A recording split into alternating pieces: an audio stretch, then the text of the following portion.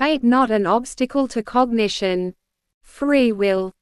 BD0726 from December 29, 1938, taken from book number 15.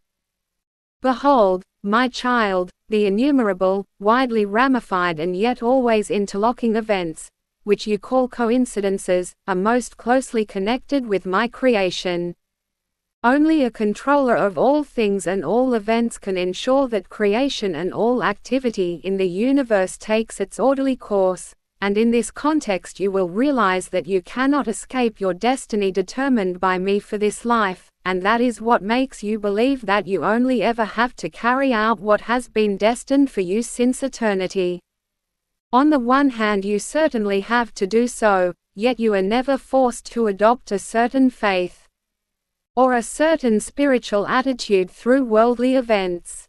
This will be entirely up to you, and every worldly event, whether you find it pleasant or unpleasant, will truly give you more than enough opportunities to attain the right realization. Not one of the earthly children will be able to say that the life imposed on him has prevented him from true realization, for I always arrange all worldly events, even though people make them themselves through their will, in such a way that they give the earthly child the greatest possible opportunity to further his inner life. Thus it can happen that in the midst of the greatest and most painful events the earthly child's true relationship with the Father is established far sooner than in a carefree existence. But even in this a child can find the Father if the events of the environment are respected and the heart is not hardened and its ego is placed too far in the foreground. I truly give all my living creations what is best for them, for my constant concern is only for the final return of my living creations, and therefore my love and wisdom is also intent on allowing the human being to take the path which offers him the greatest opportunity to come close to me. And therefore people experience this my care daily and hourly with every step they take on the earthly path marked out by me. How they utilize the opportunities is completely up to them. Free will is then active there. If I were to deprive people of their purely earthly free will, they would deprive themselves of every possibility of maturing their soul, for they could then organize their life on earth as it suits everyone, unhindered by higher power. Their endeavors would increasingly only apply to the world, matter would be increased and everything spiritual diminished. And in the end my work of creation would be completely destroyed where my wisdom is eliminated and instead the free will of the human being, whose wisdom is inadequate, wants to dominate the whole.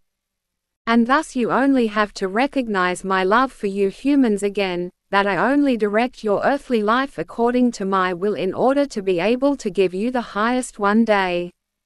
That you, however, are allowed to make unlimited use of your spiritual freedom of will, both upwards as well as downwards. Occasionally you also have your earthly fate in your own hands and can shape it as you like, yet even then the circumstances and events will always approach you such that you have the same opportunity to shape your inner destiny.